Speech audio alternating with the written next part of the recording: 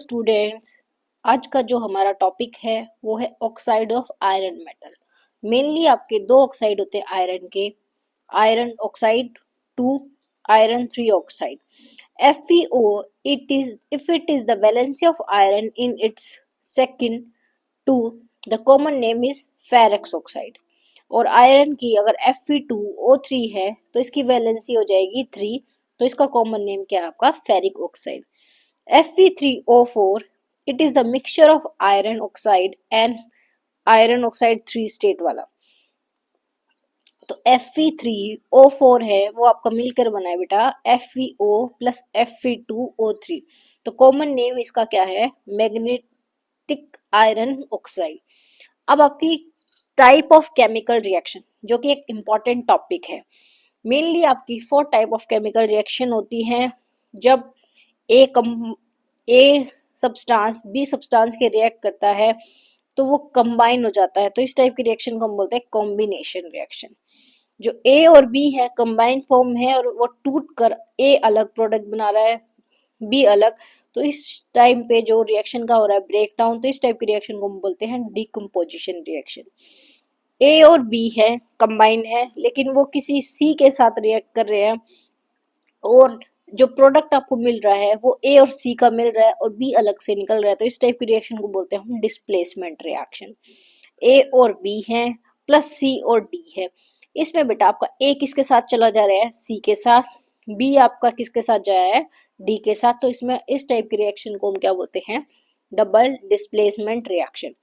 तो हम अब फर्स्ट जो कॉम्बिनेशन रिएक्शन है उसको डिटेल में स्टडी करते हैं। Those reaction in which two or more substance combine to form a single substance। दो या दो से ज्यादा सब्सटेंस क्या मिलकर एक बनाते हैं, सिंगल सब्सटेंस को बनाते हैं, तो उस टाइप की रिएक्शन को हम बोलते हैं कॉम्बिनेशन रिएक्शन। और एग्जांपल देखिए इसके, जैसे मैग्नीशियम है, जब ऑक्सीजन के साथ कंबाइन होता है तो हीट करने पर क्या मिलता है बेटा आपको, मैग्नीशियम ऑक्साइड बनता है। ऐसे ही सोडियम मेटल है वो बर्न होता है in the medium of chloride, वो क्या बनाता है आपका सोडियम क्लोराइड। ये सारी आपकी किस टाइप की रिएक्शन है, कॉम्बिनेशन की। कार्बन है जब एयर में बर्न होता है तो वो क्या बनाता है आपका कार्बन डाइऑक्साइड बनाता है। तो ये आपके सारे एग्जांपल किसके हो गए, कॉम्बिनेशन के रिएक्शन के। अमोनिया, अमोनिया का फॉर्मूला होता है बेटा NH3 और वो किसके साथ रिएक्ट कर रहा है, HCl के साथ, तो आपको क्या मिल रहा है NH4Cl, अमोनियम क्लोराइड। सल्फर जब डाइऑक्साइड है वो रिएक्ट करता है ऑक्सीजन के साथ तो वो क्या प्रोड्यूस करता है, सल्फर ट्राइऑक्साइड, जिसका फॉर्मूला होता है SO3। तो कैल्शियम हाइड्रोक्साइड का फॉर्मूला होता है CaOH होल ट्वाइस और वो कंबाइन होकर कार्बन डाइऑक्साइड के साथ आपको क्या देता है, calcium carbonate CaCO3 plus H2O। तो this process gives a white shiny appearance to the walls of a house, it is called whitewashing। तो CaCO3 एक्चुअली फॉर्म क्या होता है after 2 to 3 days of white washing and give a shiny finish to the walls। Second type की जो reaction होती है आपकी chemical reaction, that is decomposition reaction. Decomposition reaction में क्या होते हैं, आपके कंपाउंड स्प्लिट हो जाएंगे, कैसे, दो से या दो से ज्यादा सब्सटेंस के अंदर। इस टाइप की रिएक्शन को हम बोलते हैं डिकम्पोजिशन रिएक्शन। डिकम्पोज का मतलब क्या होता है, टूटना, ब्रेक डाउन हो जाना, ठीक है। ये आपकी जो फर्स्ट रिएक्शन हमने पढ़ी थी कंपोजिशन रिएक्शन, उसका जस्ट अपोजिट होता है। अब एग्जांपल देखते हैं डिकम्पोजिशन के। जब कैल्शियम कार्बोनेट को हीट करते हैं तो वो आपका देता है कैल्शियम ऑक्साइड और कार्बन डाइऑक्साइड, ठीक है। तो कैल्शियम ऑक्साइड और लाइम को हम किस लिए यूज करते हैं, on a large scale in manufacturing of cement और ग्लास बनाने में यूज करते हैं। डिकम्पोजिशन रिएक्शन को हम कब करते हैं, is carried out by heating, it is called thermal decomposition. Thermal का मतलब क्या होता है, रिलीजिंग ऑफ हीट, हीट को क्या करता है ये रिलीज करता है। सेकेंड एग्जांपल क्या है आपका 2KClO3, जो पोटेशियम क्लोरेट को हीट करते हैं in the presence of magnesium dioxide catalyst, तो वो डिकम्पोज होकर आपको क्या देता है, पोटेशियम क्लोराइड देता है और साथ में आपकी ऑक्सीजन निकलती है। तो डिकम्पोजिशन रिएक्शन की जो ये प्रोसेस है इसको हम for is use for preparing oxygen in laboratory. Laboratory के अंदर ऑक्सीजन को बनाने के लिए यूज किया जाता है। थर्ड एग्जांपल आप लेंगे फेरस सल्फेट। फेरस सल्फेट का फॉर्मूला होता है FeSO4। ठीक है, जब आपने इसको हीट किया तो वो डिकम्पोज हो गया Fe2O3 में, साथ में सल्फर डाइऑक्साइड में और सल्फर डाइऑक्साइड में। अब जो सल्फर डाइऑक्साइड है वो आयरन की सेकेंड स्टेट सल्फेट है और फेरिक ऑक्साइड हम क्या बोलेंगे, आयरन 3 ऑक्साइड है। ठीक है, जो फेरस सल्फेट क्रिस्टल्स होते हैं वो किसके अंदर अवेलेबल होते हैं, आपके फेरस सल्फेट हेप्टाहाइड्रेट के अंदर FeSO4.7H2। इसके अंदर आपके 7 मॉलिक्यूल्स ऑफ वाटर होते हैं क्रिस्टलाइजेशन के, और ये जो क्रिस्टल्स होते हैं आपके किस तरह के होते हैं, ग्रीन कलर के होते हैं। जब ग्रीन कलर का फेरस सल्फेट हेप्टाहाइड्रेट क्रिस्टल्स को हीट करते हैं तो वो क्या करते हैं, अपने 7 मॉलिक्यूल्स ऑफ वाटर को एनहाइड्रस कर देते हैं, मतलब लूज कर देते हैं। तो वो बना देते हैं एनहाइड्रस फेरस सल्फेट, जो कि आपका किस कलर में होता है बेटा, व्हाइट कलर में। स्टार्टिंग में वो ब्लू कलर का था और फिर जैसे ही हमने उसको हीट किया तो उसके वाटर मॉलिक्यूल्स क्या होंगे, उसमें से लूज हो गए। लूज होने की वजह से वो एनहाइड्रस बन गया। एनहाइड्रस फेरस सल्फेट का जो कलर होता है वो कैसा होता है, व्हाइट कलर का होता है। अब आप इसके रिएक्शन भी करेंगे लैब के अंदर इसको। ठीक है, जब आपको क्या करना है, 2 gram ferrous sulphur dioxide ferrous sulphate के जो आपने क्रिस्टल लेने हैं, किसके अंदर, एक ड्राई बॉइलिंग ट्यूब के अंदर। द फेरस सल्फेट क्रिस्टल जो होते हैं वो क्या होते हैं, ग्रीन कलर के। जैसे ही आपने बॉईल किया ट्यूब को बर्नर के नीचे तो ग्रीन कलर क्या फेरस सल्फेट के क्रिस्टल आपके चेंज हो जाते हैं, वाइट कलर के बन जाते हैं, देन ब्राउन सॉलिड फॉर्म हो जाती है विच इज फेरिक ऑक्साइड। तो gas having the smell of burning sulphur comes out of the boiling tube. तो आपकी जो बॉइलिंग ट्यूब है उसके अंदर से किस तरह की स्मेल आती है, आपकी सल्फर की गैस की स्मेल आती है। फोर्थ एग्जाम्पल क्या है, जब आपका lead night PbNO3 whole twice, जब आपने इसको हीट किया तो वो ब्रेक डाउन हो जाता है लेड मोनोऑक्साइड के अंदर, नाइट्रोजन डाइऑक्साइड के अंदर और ऑक्सीजन के अंदर। ठीक है, तो ये भी आपके किसके एग्जाम्पल हो जाएंगे, थर्मल डिकम्पोजिशन के। ठीक है, अब लैब के अंदर अगर आप इस एक्सपेरिमेंट को परफॉर्म करेंगे तो क्या करते हैं, 2 gram of lead nitrate powder को बॉईल करना है बॉइलिंग ट्यूब के अंदर। लेड नाइट्रेट का जो कलर होता है वो कलरलेस होता है। अब होल्ड करना है बॉइलिंग ट्यूब को in the hand test tube holder के अंदर and it should be heated over burner, और उसको गर्म करते रहना है। तो अब क्या होगा, उसके अंदर से brown fumes of nitrogen dioxide के गैस के इवॉल्व होने शुरू हो जाएंगे which fill the boiling tube. If a glowing splinter is held over the mouth of the boiling tube, it catches fire and start burning again. तो अगर उस test tube के ऊपर हम क्या हो जाए, आपका बॉइलिंग ट्यूब को हम गैस ग्लोइंग स्प्लिंटर हेल्ड हो रहा है तो वो इजीली कैच कर लेता है फायर को। तो इसका मतलब क्या है, इसके अंदर ऑक्सीजन इवॉल्व हो रही है दिस रिएक्शन को परफॉर्म करते हुए। अब ये एक येलो सॉलिड जो है आपका बॉइलिंग ट्यूब के अंदर बच जाता है, जिसको हम क्या बोलते हैं, लेड मोनोऑक्साइड, जो कि आपका रेडिश ब्राउन कलर का होता है। ठीक है, when not hot but yellow when cold. Hot होगा तो रेडिश ब्राउन कलर का होगा और जब कोल्ड होगा तो वो आपका येलो कलर का हो जाएगा। ठीक है, ये आपको मैंने डायग्राम से शो भी कर रखा है कि बर्नर है, बॉइलिंग ट्यूब है, एक के अंदर आपने FeSO4 सल्फेट के क्रिस्टल्स को लेना है और टेस्ट ट्यूब होल्डर से इसको होल्ड करके रखना है। इसके अंदर से जो गैस आपकी निकल रही है उसकी जो स्मेल होती है वो सल्फर की होती है। सेम आपका जो लेड नाइट्रेट है, लेड नाइट्रेट को आपने ट्यूब के अंदर लेना है, होल्ड करना है टेस्ट ट्यूब होल्डर से। जैसे ही गर्म होने लग जाएगी तो इसके अंदर से आपके ब्राउन फ्यूम्स निकलने लग जाएंगे, किसके, नाइट्रोजन डाइऑक्साइड के। Decomposition of water are came out by electricity. अब क्या है, इलेक्ट्रिक करंट को जब पास करते हैं हम एसिडिफाइड वाटर के अंदर, तो वो आपका ब्रेक डाउन हो जाता है किसके अंदर, हाइड्रोजन गैस के अंदर और ऑक्सीजन के अंदर। तो इसी को हम क्या बोलते हैं, इलेक्ट्रोलिसिस ऑफ वाटर। तो 2H2O की इलेक्ट्रिसिटी में क्या हो गया, डिकम्पोजिशन हो गया और हमें मिल के आ गया हाइड्रोजन और ऑक्सीजन। तो ये हमारा हो गया डिकम्पोजिशन ऑफ वाटर, ये electrolysis of water. Another example है डिकम्पोजिशन के, जब इलेक्ट्रिक करंट को किसके अंदर से पास किया जाता है, मोल्टन सोडियम क्लोराइड के अंदर, दैट इज NaCl। तो वो डिकम्पोज होकर आपको क्या देता है बेटा, सोडियम मेटल देता है और साथ में क्लोरीन गैस निकलती है। तो जो डिकम्पोजिशन रिएक्शन को हम यूज करते हैं to obtain sodium metal from sodium chloride, इसको भी हम क्या बोलते हैं, electrolysis of the molten sodium chloride. तो sodium chloride is in the form of, आपकी किस स्टेट में मिलता है, वो आपको मोल्टन स्टेट में मिलता है। डिकम्पोजिशन रिएक्शन को हम कैरिड आउट करते हैं फॉर लाइट एनर्जी।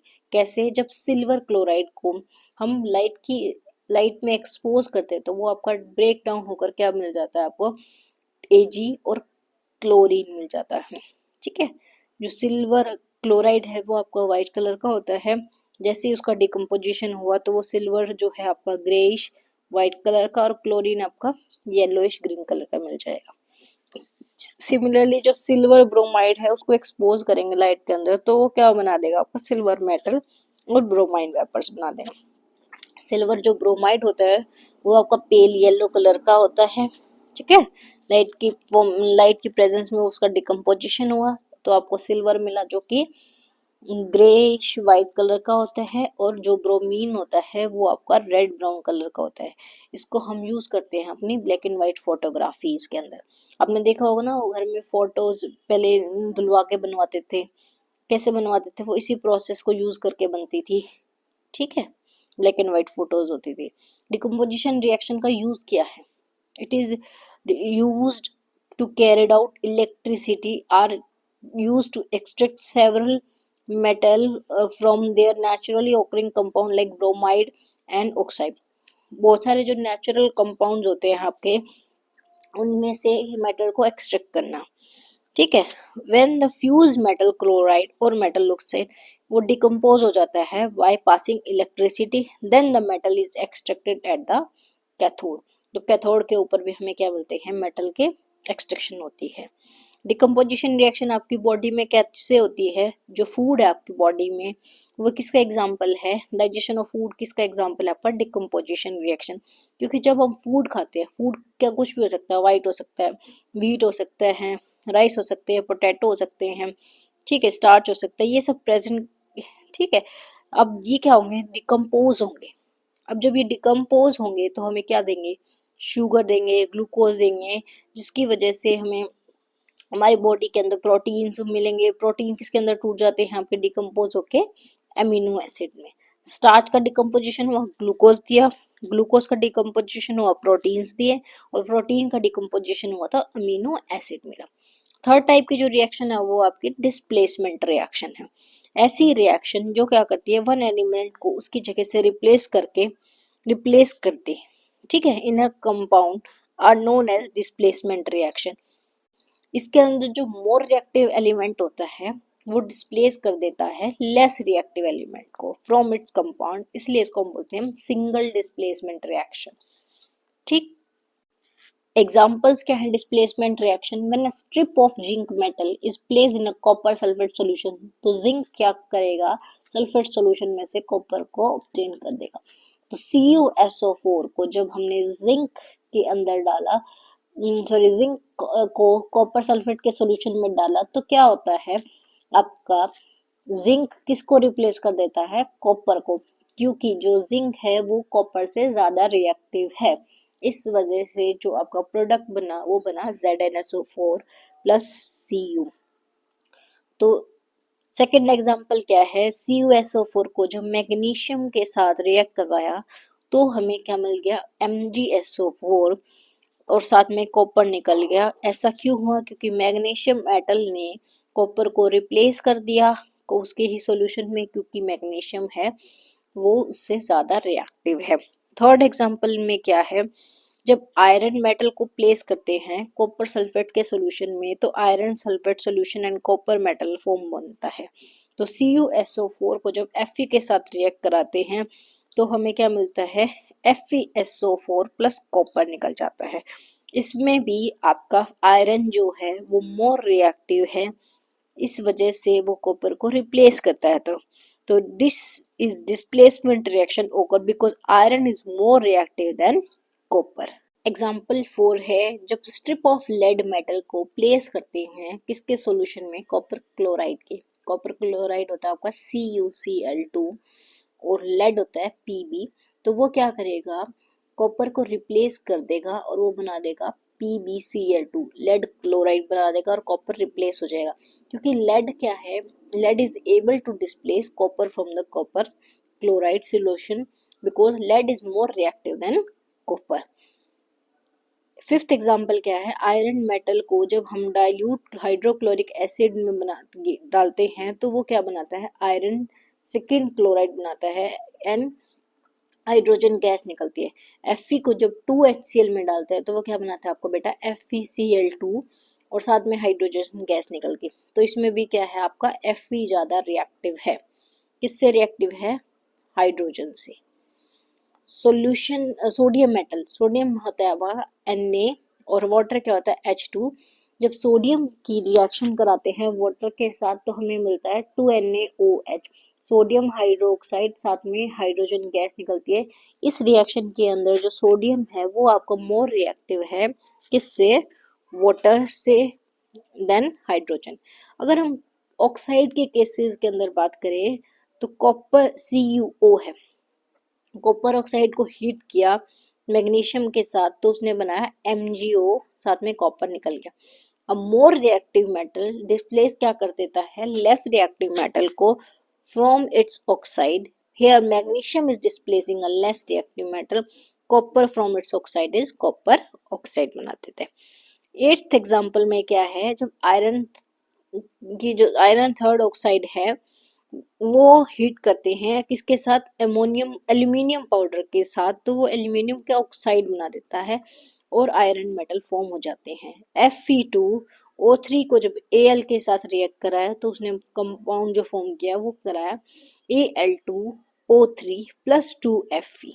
तो यहाँ पे जो मोर रिएक्टिव मेटल है वो क्या है, एल्यूमिनियम, लेस रिएक्टिव मेटल है आयरन, को उसी के ऑक्साइड में से क्या कर दिया, रिमूव कर दिया।